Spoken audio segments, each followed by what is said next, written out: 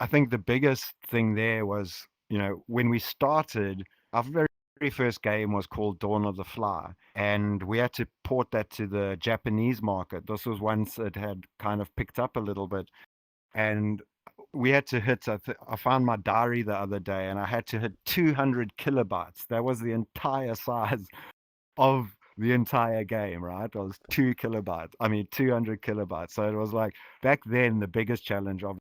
Hello, welcome to Metaverse Degen. I'm Lion, and unfortunately, there is no Raptor today. He's currently on a tractor in the middle of a field moving plants and grain. But I am joined by our wonderfully esteemed guest.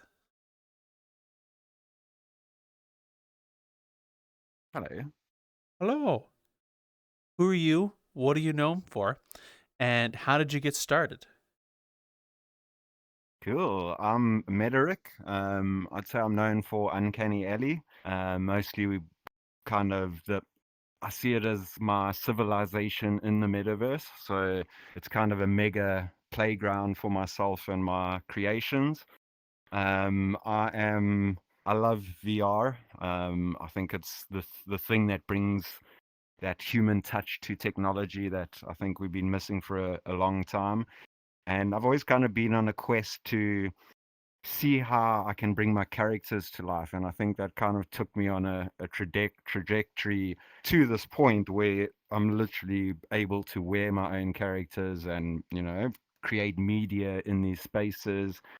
And yeah, I think I've always been into game development. My background is actually in mobile games. We were making games way back in the day where phones still had buttons on them. So I'm quite on the older side, I'd say, Oh, wow. of these creations. But yeah, it's really a place that I see infinite kind of possibilities of creation, especially.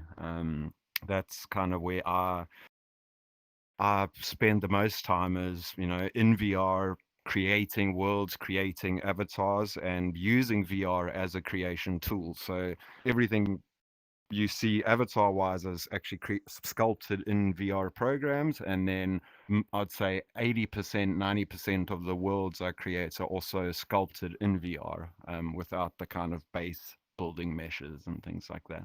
Oh, Yeah. wow. I have a whole bunch of questions and I don't know where to start. Um, you've mentioned, I'll start with this. You've mentioned that you've been Uncanny Alley is in a few different platforms. What was your first VR Mm. platform, and what eventually led you to here in VR chat? Yeah, that's a great question. I'd say like uncanny alley as a concept, it actually came around from my frustration with how long the process of 3D creation was. And I used to be a ZBrush artist, and when the first kind of sculpting tools came out, like back then it was Oculus Medium, just the speed in which you create was so quick, especially as a creative artist where you're someone that can draw. The jump from going into VR sculpting felt like a creative process, and kind of, yeah, creating in that space, creating. I completely lost my train of thought there. Sorry. Oh I no, always start talking. What it's was the question again? what was your first VR platform, and what led you to VR chat? Yes. Yes.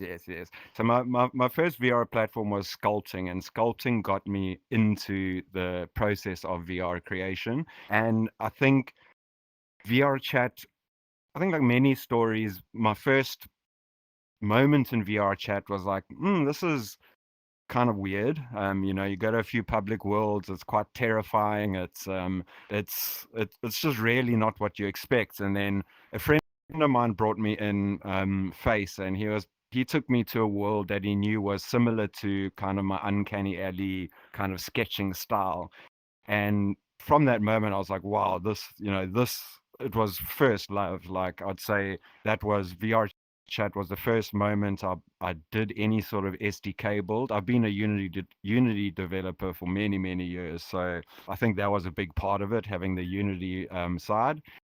but through the process of that, I got just so incredibly excited about world creation and other platforms like this. Back then it was Neos, explored a lot there.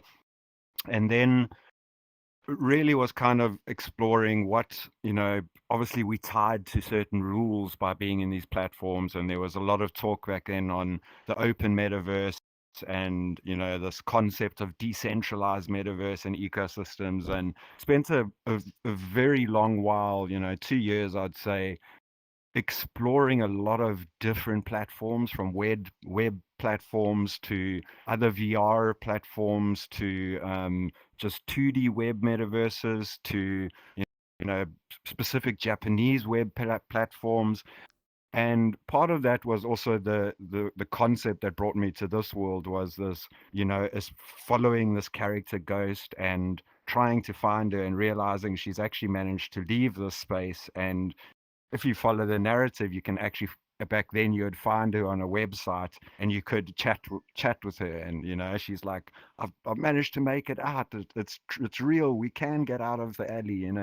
Hmm. Um, and that process was, yeah, it was amazing, and lots of exploring. But I think it, you I always come back to VR chat. I think because of how deep the SDK is and how mature the SDK is. Like, as a Unity developer, it's I often see VR chat not as VR chat, but as Unity multiplayer sandbox for developers. And I think that's something, the feedback loop as a creator. You can create something, and within a few minutes, all your friends can be in the space, and you can literally point at things and say, "How did you do that?" And that learning process for me was just showed me like this is powerful. It's so I always come back here, and obviously the VR being kind of the focus for me because of that human intimacy draws me back mostly. Wow. So VR chat. Oh, getting ahead of myself. You mentioned that you do Unity development in the real world. What got you started on that journey, and how has VR Chat's SDK and how it approaches Unity helped you in your development of things? Yeah, so I've been a Unity developer basically when Unity launched their 2D engine after their 3D engine. And when that happened, we were actually busy working on a little 2D game where we used to be 2D nuts. Like I said, I've always been someone that draws, and back then 3D software was too technical as for me as a creative. I was always like, oh, that's like, I want to sculpt. I don't want to like put in numbers, and so that kind of got me developing, games. It was kind of back to characters and this idea of how can I bring a character to life. And it literally back then it started on a Nokia, and one of the first Nokia color screen phones. And the question was, oh, can I make a screensaver for this thing? And I was like, oh, cool, I managed to do that. And then I was like, can we put a brain into this thing? And then suddenly we had made almost a game by mistake. And then through that process, we suddenly had this game out there. It had a little online web thing, so people started playing against each other, and it just spread like crazy. And bear in mind, this is way back in the day before iOS, and it's like Nokia days. And then when we've been on that journey for a while. And then when the Google Cardboard came out, that I think for a lot of people, just again that feeling. The first thing we did was just take one of our titles. It was called World of Rabbit. It was like these 2D cards, and my mate at the time, it was my business partner back then. He was up visiting, and just in one weekend, we built like a little mech HUD. So you sat in this mech and you basically just shot 2D cards. And I think for Eddie, that first moment of like interactive depth, we were like, oh damn, this is something. Again, it's like, I think what always gets me is that like when I touch something and I don't know what the end thing is, I get super excited. So like Ah. 3D print, just these new things. I'm like, ooh, this rabbit hole is deep of learning, and I think I love that learning process. So yeah, VR, and then just keeping up with VR. Really, I always look back. I'm like, VR for me is like I use it as a creation tool, and I Mm. use it as a social tool, and those two things are incredibly powerful. So I do that. Yeah, as a creation process is the most thing, but it's always been in kind of game design with this thread of how close can I come to bringing characters to life? And now here we Mm. are standing. I'm talking to you. Like I'm in my robot avatar, and I get to live my creations now. And it wasn't not even 4 years ago. I was bringing them to life, but it was this little 2D screen that you held in your phone, on your hand. So yeah, it's a natural progression almost, but a Mm. quick one. Hmm. Well, I will ask what got started with Uncanny Alley, and what is it like for you as well, starting on like little Nokia phones and finally here in a 5 pound virtual potato experiencing your worlds for real. I mean, it's great. Every moment you do an upload, you live a little experience of your mind almost. And what got me into Uncanny Alley is I think where I lost my train of thought earlier is just this how hard it is actually to stop getting errors, right?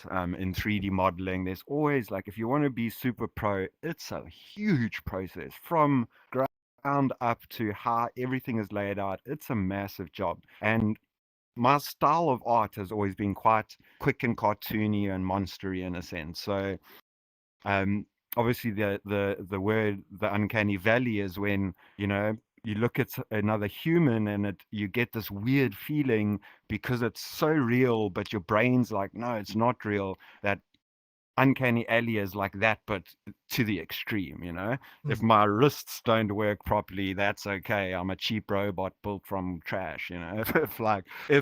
If the texture maps are a little bit torn, it's like, that's okay. It's all like, I mean, look at our world. It's very run down and a little bit dystopian, and so it almost like that way of creation, because of these VR sculpting tools, like sculpting in voxels, you don't get nice clean meshes afterwards. So, if you're going to sit and retopologize that whole mesh forever, you like, for me, I'm losing that process of being able to create quite quickly.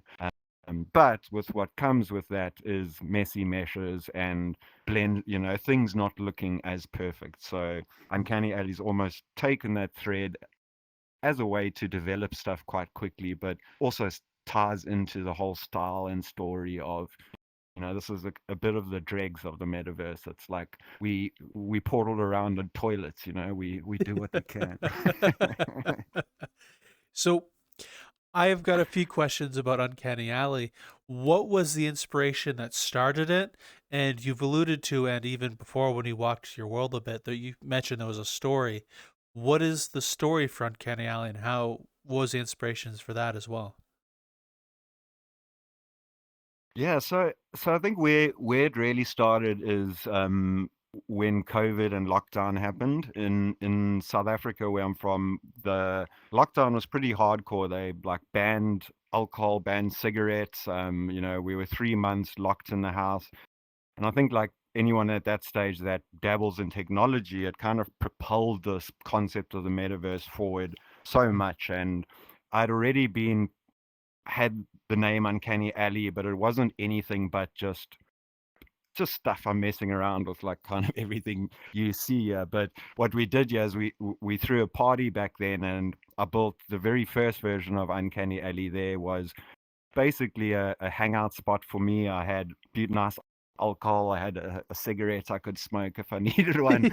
I had it was, I was in lockdown, so I was just like creating and creating and creating. And then socially, we were like, hey, let's throw a party. And we threw our first party where I think everyone at that party afterwards, it was funny. There were literally avatars passed out. We had never seen that before, where literally people, like, too drunk, they forget their headset or whatever. And afterwards we were just like, holy man, like we all remember that, like we were hanging out last night. And that also, that was one of those pivotal moments of how deep the kind of human connection goes in these platforms. And I think the social balance of those COVID lockdowns was almost the opposite for people in the tech space. Um, so that got me into like, okay, I built that version, was amazing. Then VRChat ran their mega apocalypse update, which was, I think, the 2018 Unity version switch, and that basically killed my whole project. And I was too new back then to figure out what was going on. So now that Uncanny Alley is kind of captured in time. My friends forever break dancing in the club, which is quite funny. It's a 3D scan of them.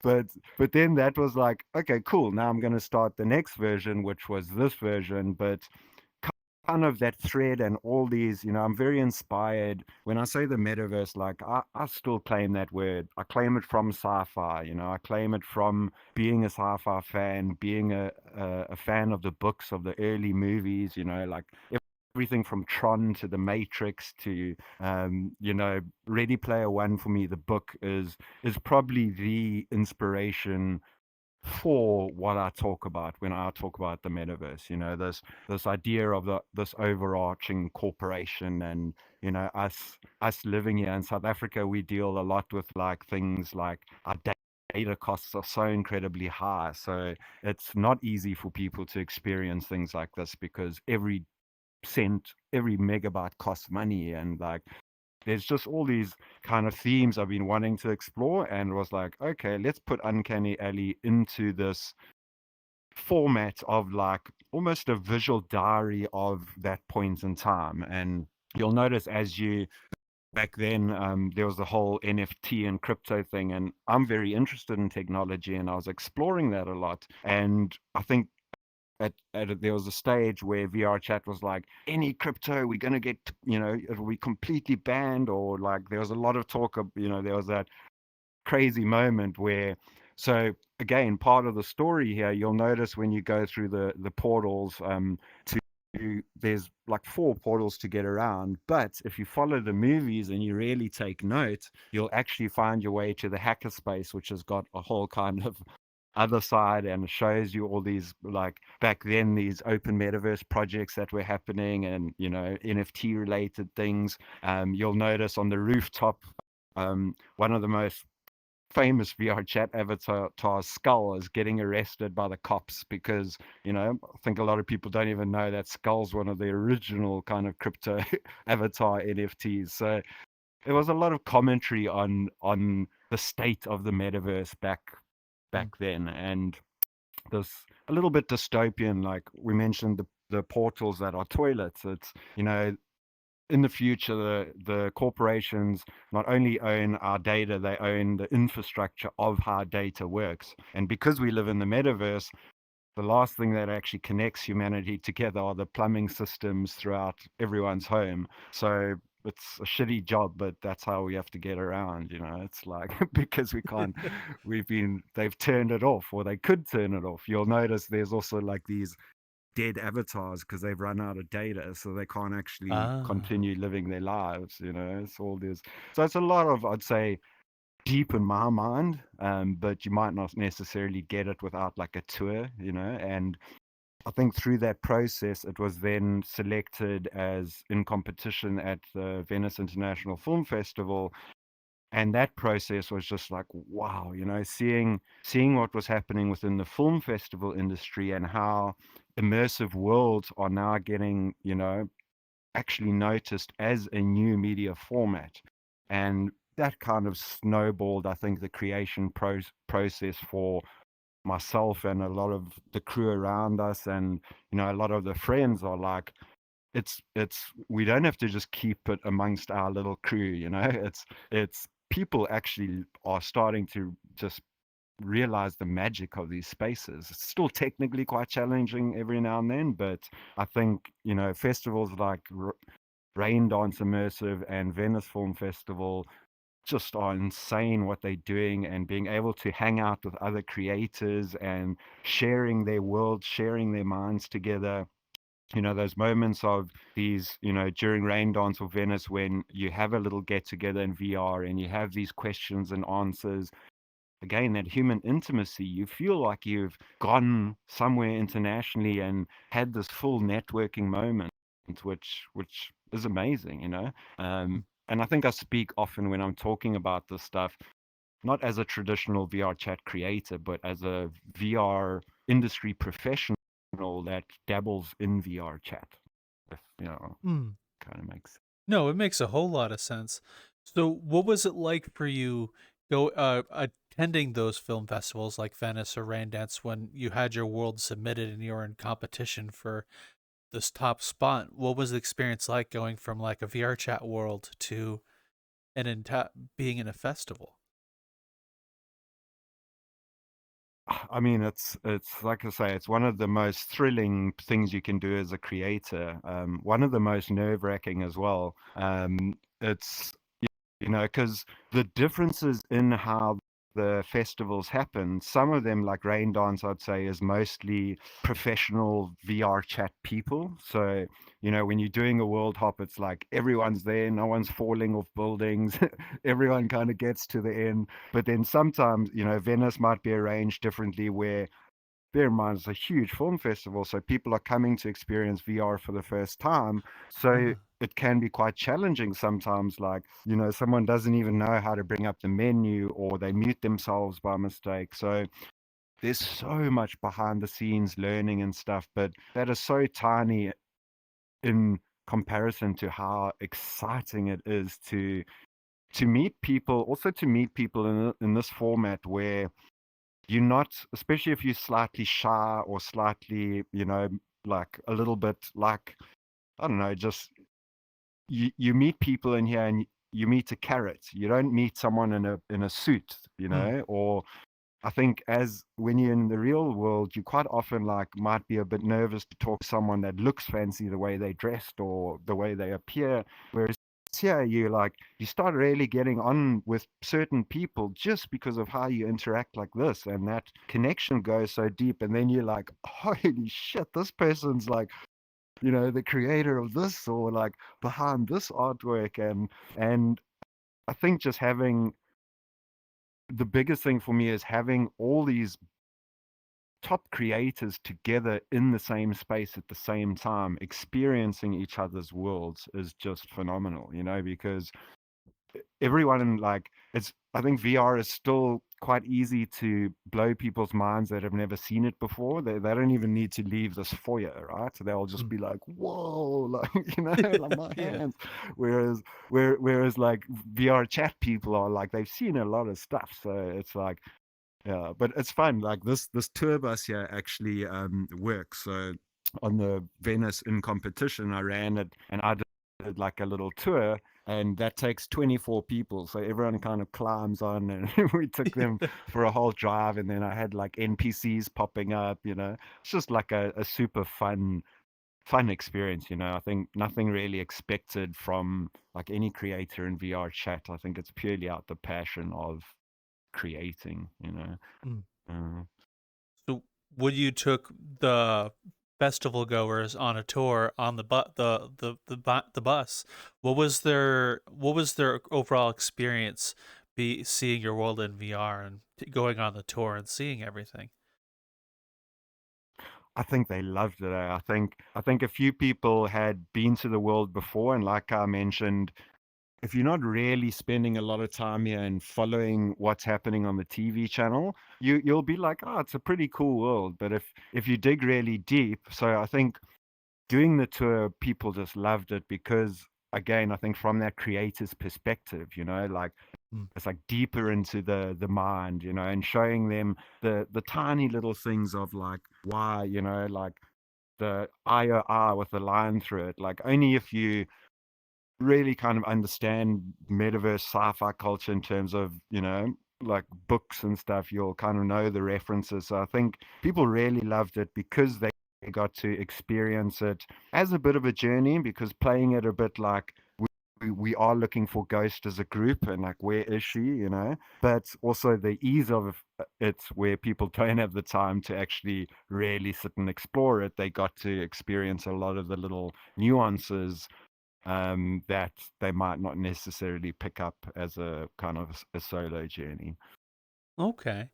Now I have another question because you've alluded to it earlier on, but I'm personally curious.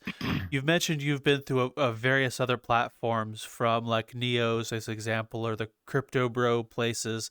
What are the other platforms like in comparison to VRChat?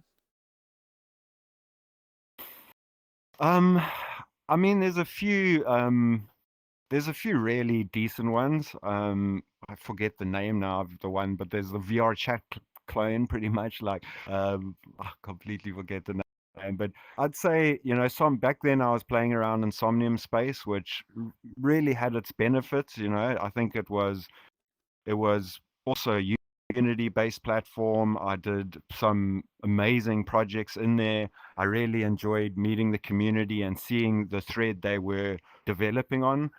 But I think, again, like, it's very hard to compare VR chat just because of how stable and how many creators have used the platform to get this common SDK that just serves everything. You know, Mm.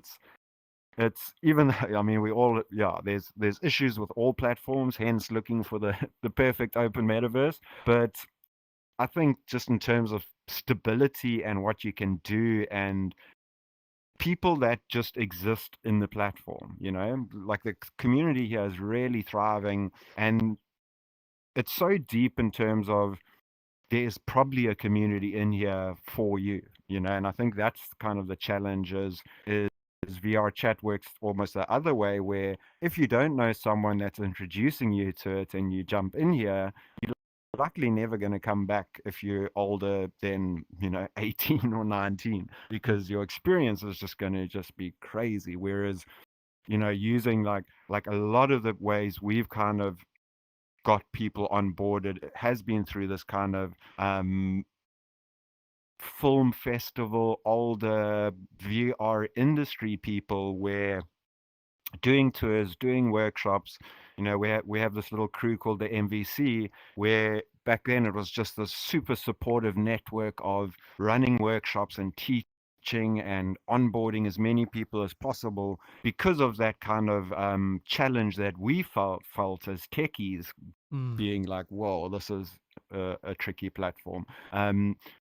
But playing in the crypto, I mean, I still love the technology. I love what it can be done with it. But, you know, it's been a wild, wild west the last 2 years with the Yeah. word metaverse itself. You know, I mean, I'm called MetaRick. I would like, I've been through stuff. You know, it's like, Yeah. but I still love those platforms. You know, I still think Mm. there's amazing potential, but I think it's just in a very, very tricky space right now in terms of terminology, because it's Yeah. been so destroyed by scammers and just like the bad blood, you know. But Yeah. I freaking loved making avatars, and I think, you know, people like Varp that make avatar collections as a toy collector. I love that idea. As a creator, I love the idea.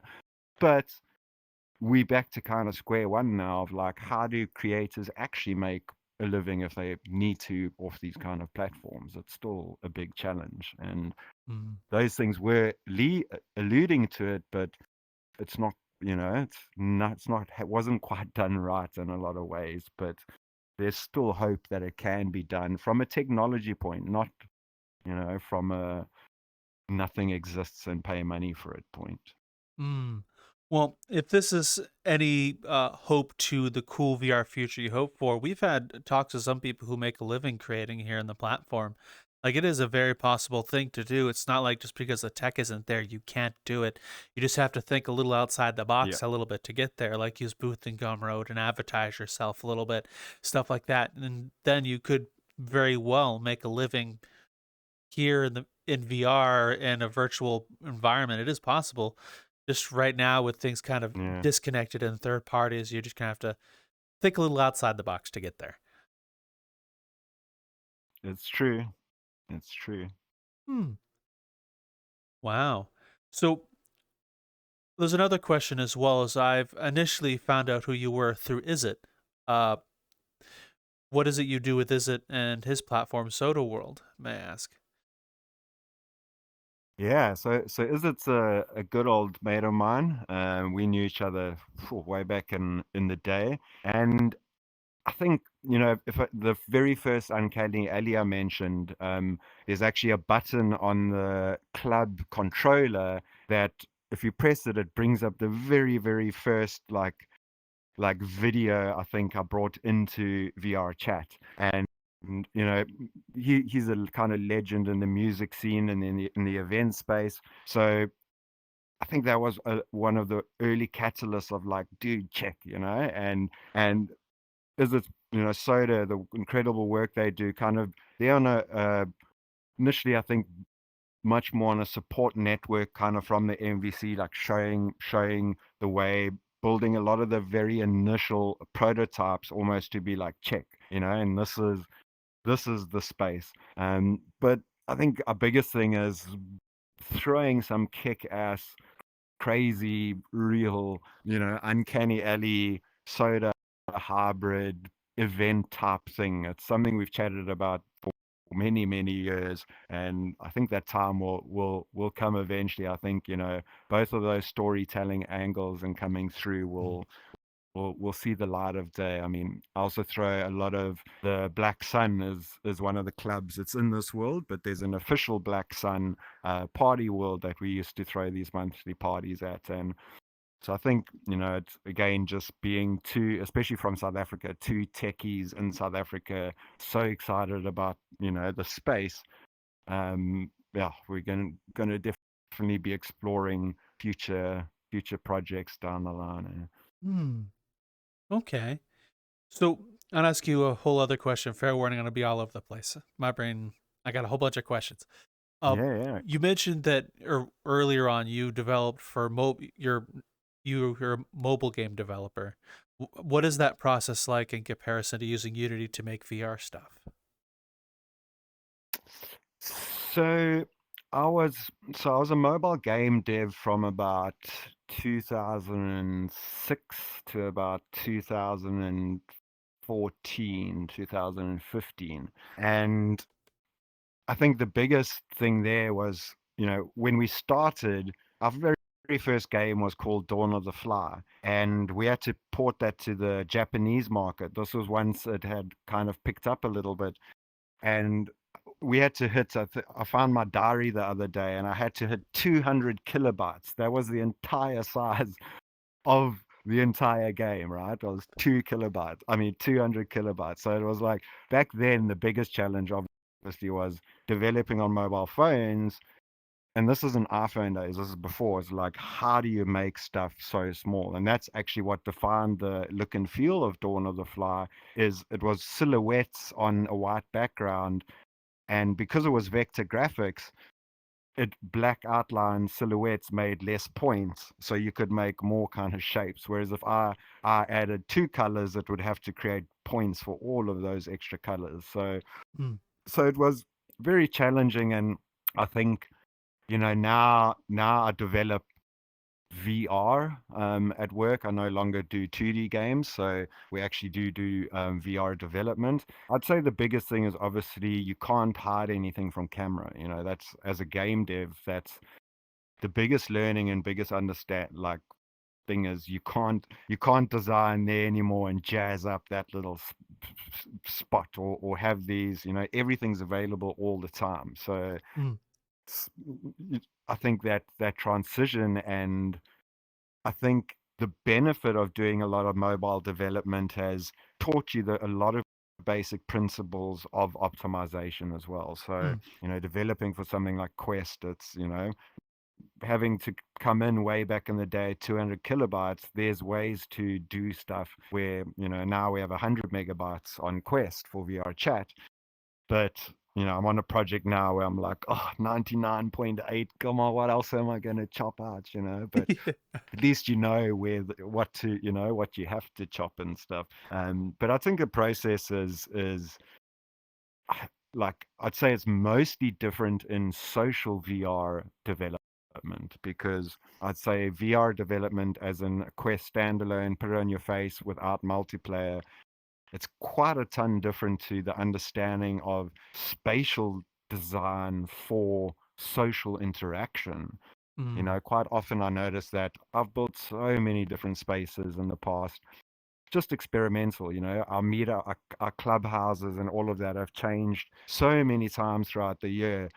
And it's funny how so many people are like, oh, I so miss that one space. And I think it was just like accidental spatial design that you kind of forget about. And I think that's the biggest difference in this environment is like, how do you actually design something, especially when it's a club scenario and there's DJs and, you know, you still want to have a space for people to be a bit shy in the corner, but still be involved. Like, you think about a lot more stuff in social VR development than you would as a kind of standalone development. okay. That'll lead to another question. What's different between regular VR development from here in like social VR development? Like, I'm sure most of the audience knows like building a world, social VR chat, but what is like making outside of VR chat, like a regular VR stuff? What is it? How is that different from what we're used to over here? Hello, I'm gonna quickly interrupt your video. Please come follow us on any of our socials. We have a card down that way in the description, Metaversedegen card.co. You can find us on Discord. You can find us on Twitter, which X, whatever. Right here in this space, you'll see the @ you can find me, Lion. And as well, we have a Patreon, which we've started a whole other show as a thank you for those who've signed up, such as Training Fangs, Forbidden Zero, and Niche.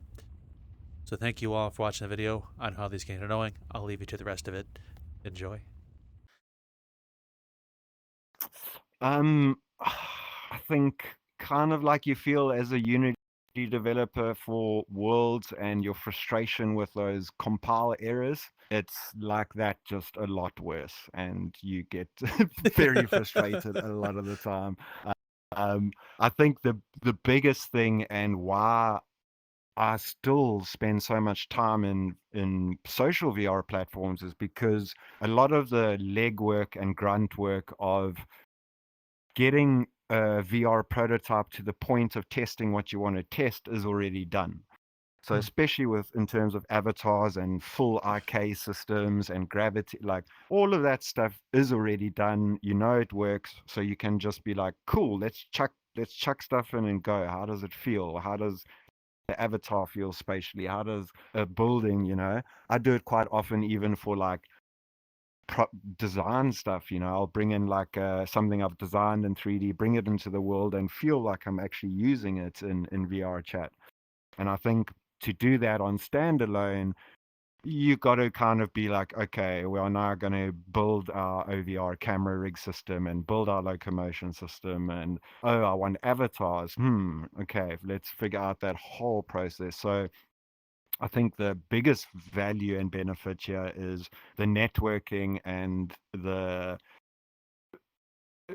base, the everything system already kind of there existing. And then I think it would you have to mention the entire prefab community and just the general community of VR chat. How incredible the community is in terms of shared knowledge and shared assets in terms of prefabs. And again, that really helps everyone kind of progress really quickly and not have to sit and, oh, how do I build this technically? More like, cool, here the thing is, now let me be creative. And I think that's very special about VR chat. And mm, I think also becomes because everyone's here just building, because a lot of them, well, a lot of the people I know are building just out that release passion, like, yes, with bigger, like, future, like, wow, this is the future, but, you know, it's just like, you can't stop the creative process. It just mm, seems to happen in VR chat.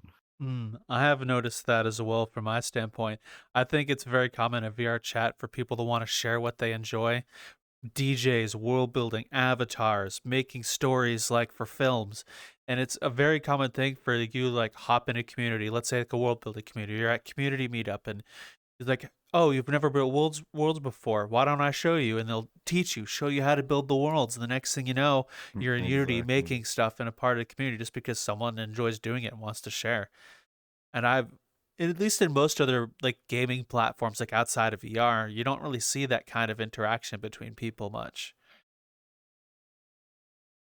Yeah, 100%. I couldn't agree more. I think, I've been a Unity developer since like 2006, 2007, and I've learned a lot. Like Unity is a monster to learn, right? But from VR chat days, I learned way more, way quicker than I have in like the 10 years of developing and learning Unity because of that feedback loop and how quick it is. And, I think you got like the MVC, the Metaverse crew. It's just a collective of people that share passion about building and creation and want to share their knowledge and want to kind of onboard it and seeing VR chat as a gateway for Unity developers, exactly like you're saying. I think the amount of times people are like, because you come in here and you go to your first time in VR chat, you find an avatar you think's kind of cool, and then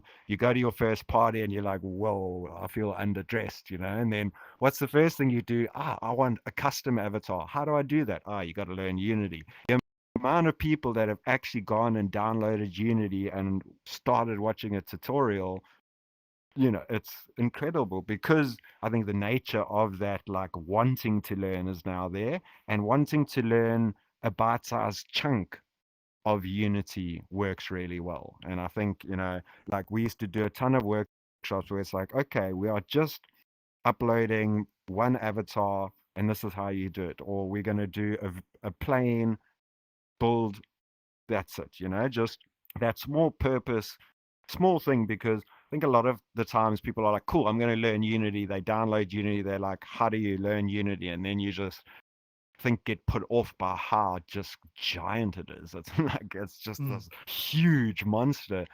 Whereas if it's like, here, your task is this little task, and you know what the output of that task is, it makes it a lot easier. And especially when you have this instant community feedback of other creators. If I have a challenge or something's looking wrong in my world, I can just be like on the group, hey, can someone jump in quick? And someone's probably come across it, and you can all sit and stare at it and be like, have that discussion and literally on the fly change it, refresh the world, test it out together. Mm. Yeah, it's really neat. Indeed. I do agree with you that shared knowledge is very common. Like one of the things I first learned about doing like these interviews, I was talking with a lot of people from the club world, and one of the things that kind of shocked me was there's people like industry professionals like yourself, like laser light techs, like to use them for example, coming into the instance like, oh, did you know you can connect these VR lasers to what we use in real life, and they'll show them how to do it, and that knowledge is shared. It's like, okay, cool. Now we can have an outside program running real life flights, so now you can connect the VR chat world to the real life and have them mimic each other identically, almost exact. And that stuff like that, I think, I'm not sure how much that happens outside of VR chat. Like the whole like random community knowledge professionals kind of like, Mm. here's a bunch of stuff. And then the VR community is like, cool. And now we got other weird shit. I've noticed that a lot. Exactly, and I think that's what makes that's what makes it so exciting as well, is that that social element. You can visit the same. It's like the black cat. I mean, most popular example of the common kind of big thing, but you can visit that same place every single time and have a different experience every single time. And I think that's the biggest power of these platforms, and especially when you start, we were asking about doing the tours and things like that. It's when you start playing with this narrative element, and we can chat about like a bit about the next project, but this idea of like how every time, even though the world is the same, it's like real life. You'll have a different experience, and it can be good, it can be bad, based on circumstance of people in the world. And Mm. that's super magical. And on top of that, having the human intimacy, the good and bad of it, just makes it real. And the remembrance of the situation is so real. So I think, for for that social fix, it's a great tool if you might not necessarily have the means, to Hmm. be very social in real life or whatever the case. Okay. So I'd also like to ask another question. Uh, for the industry devs outside of VRChat, people who make games and stuff like that, from who you've talked with, what is their thoughts on social VR? Like people outside the platform within your industry. It's always very 50-50, I would say. I think a lot of the time people try, they get it, they like, this is absolutely incredible. But as kind of an industry business game dev, it's like, well, you don't really own your own assets and you can't really do what you want here without, it could get Mm. just shut down. So I think in terms of like actually launching IP in here, it's a bit tricky because you just don't know what might happen. They could switch off the servers tomorrow. Mm. I think the perception of what's happening in terms of just random people that aren't necessarily game devs or things like that, it's a very 50-50. Like, that is super strange. Like, my plumber mate came in and just did not get I tried a few times and he was just like, no, this is just too weird. But then, I'll take another friend that's like, has a theatrical background or, is a creative and in those kind of ways, and brought him, and this is countless scenarios of this where they are just like fish to water, even though they're not into Unity or game development necessarily. It's virtual reality. I mean, you can Mm. kind of do whatever you want in here. If you're into music, you can come in here. If you design shoes, come design shoes. It's like, I think that's the thing people miss a lot. It's like in the name, it's virtual reality. So kind of so much of what you apply in the real world can be applied to these spaces. And Mm. I think the biggest challenge is the cultural shift a lot of people need to make into avatar culture. I think a lot of people are still, associate characters and things with kids where it's not like that. It's, if you look at somewhere like Japan, it's hasn't been like that for ages. So it's very common there, and it's a lot easier for a corporate person in Japan to do something in VR chat because of that avatar culture already being solved. Whereas here, I think a lot of people have tried, like, let's do a big project here with a big brand, and the CEO will be like, why am I a banana? I'm not going to be a banana. It's Yeah. like, why don't I look super fan? And I think that's the biggest challenge, is like that shift, a cultural shift has to happen to in a lot of ways. I think certain brands can maybe play that space, but your average Joe CEO, it's going to take a bit of time to adopt, Mm. that kind of Mm. notion. Yeah. I've well, even here in the States, is the exact same way. When you try to bring the average Joe into VR, even VR chat, like I used my cousin, for example, like he's done Second Life, but in terms of VR chat, he has no interest. Like the things look weird. You get, as you said, a banana, or you like half naked anime girl running around who's actually a dude with a deep voice. Like that weird like Okay. disconnect between Yeah. reality, I think does turn a lot of people off. Because it's a lot like walking through Yeah. a cartoon per se, but it's just full grown adults building and creating things and acting or whatever community you're Exactly. part of. Same in here in the States too. Yeah, that's crazy. Yeah. Hmm. Yeah. So where do you see, since you're following VR and do professional development for VR standalone, where do you see VR virtual reality going in the future with the current progression it's going? I think we kind of got a peak of it during COVID times. I think we're going to see a huge progression in the social side of it, and I'm so sick of doing a Zoom call. I think we're going to, like, eventually we will start seeing that adoption from kind of a more corporate friendly way of this type of interaction. It's what is the water cooler moment, if Mm. with everyone working remotely, I think this almost fills a void in these, like, what is that water cooler moment for offices that we used to have? And social VR sometimes gives you that. And I think the future of it, like, I'm incredibly excited in the new ways in which media and entertainment and imaginations can be released. And I think, I'm on that journey of, what is it? From the start of Uncanny Alley, it was like, okay, let me build a world so I can inhabit a character and fool myself doing something, and then I have a piece of content. And it's like, whoa, okay, that's totally doable. Then it's like, hey, we could throw a party, we could build club systems, and every question asked was a process of building to answer that question. And that's kind of led me down a journey where, through this process of film festivals and meeting all these talented people around the world, meeting the Ferryman Collective, seeing the projects they've done, seeing Screaming Color, his Gumball Dreams world, and seeing live theatrical performers now starting to act in these spaces.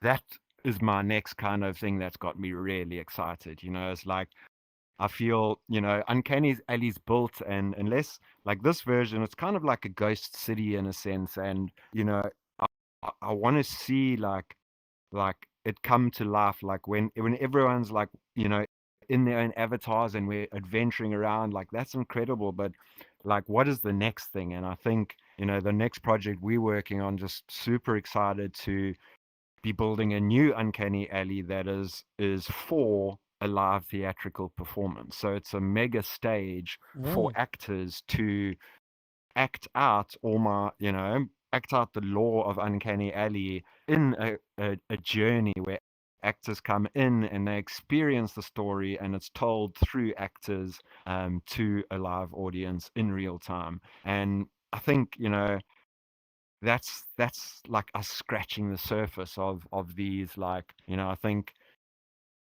that is like live theatrical performance. But then what happens when you start shooting 360 cameras inside a VR chat of those live performances? Or what happens when, you get a VRC lens expert and they come and they shoot just the most beautiful cinematic 2D version? And, it's almost that creation process for me. Mm. Again, starting from how I got into VR is sculpting as a creative person. I think those forks in the road have just got bigger and more kind of explorative.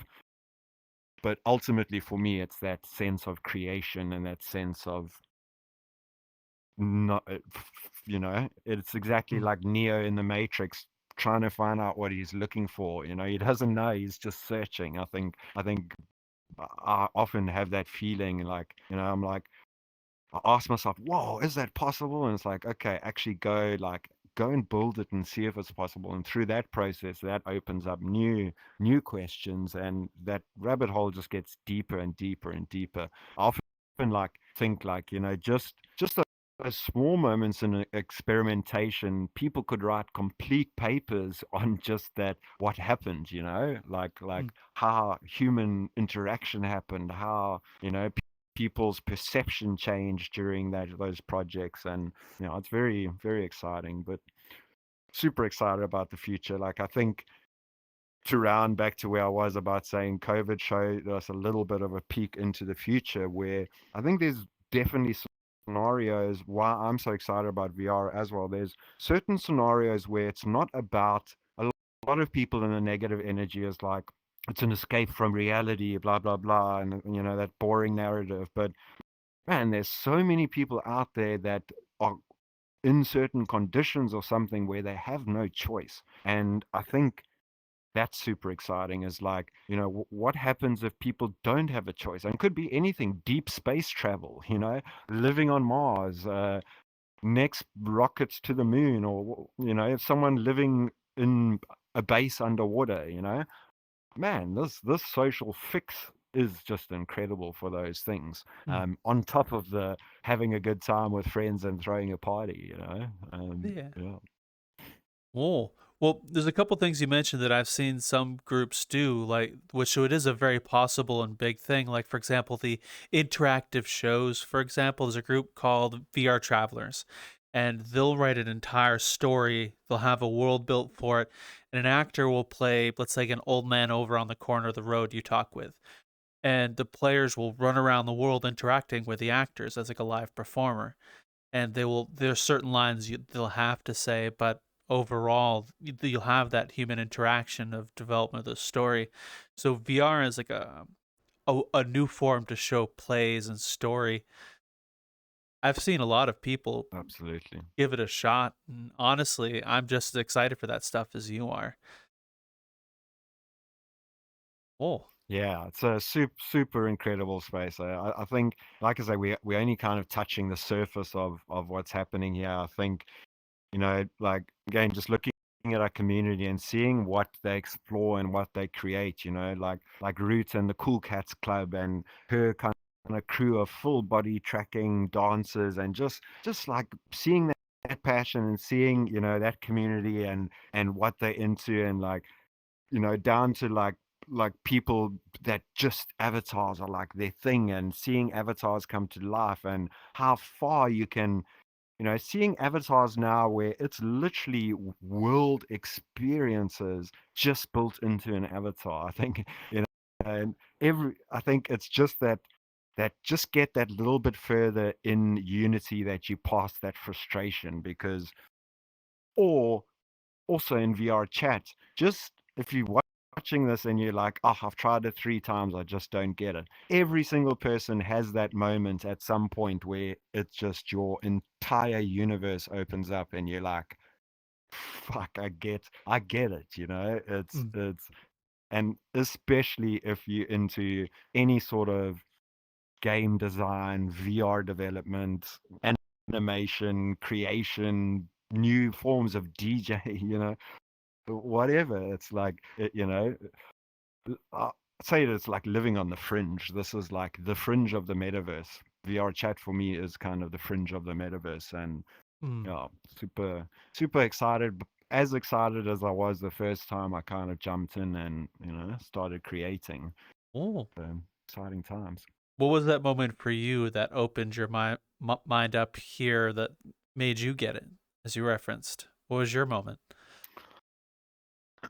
So I think there were kind of two moments. The one was me and Face were kind of just hanging out, and we went to this random world. We were in a lift, and there happened to be this dude in the lift, and he was just talking randomly. We were like, "What is this? Why is he talking?" And then we got into a discussion. It turns out, like, we were noobs back then, but he had pinned he like worked for the Department of Defense in the US or something. Like, Oh. his job was to stare at like a bunch of security cameras, right? And he was like, his job in real life is so freaking boring because he literally has to move his head looking, at all these cameras. So he pinned all his cameras into VR chat, and he just kind of hung out here and had them like set up in his HUD. And he just showed us a very quick, like, just in that world we were in, he showed us, I think it was a shader of one of the LED TVs, the one where you get really close and you actually Mm. see the RGB pixels. And I think that moment where I was like, oh shit, like what the crap? There's so much stuff I don't know. And I think the other one was that first Uncanny Alley party, man. Like literally the next day waking up, and remembering it like something I did with mates, and just that feeling of like I felt social last night after feeling so freaking isolated. It's just, and funny enough, I think a lot of the times at performances and parties, to some extent, you have those moments where you feel like the universe is opening up, and again, that's just someone being super talented and being creative. And I think, again, a lot of people might miss that on VR chat, as every single thing you see here is made by people not the, it's like, here's my brain, come and step inside. Hmm. Yeah. Wow. What was that first party like for you, like during the event? Like what led to its start and what was your experience being in a VR party?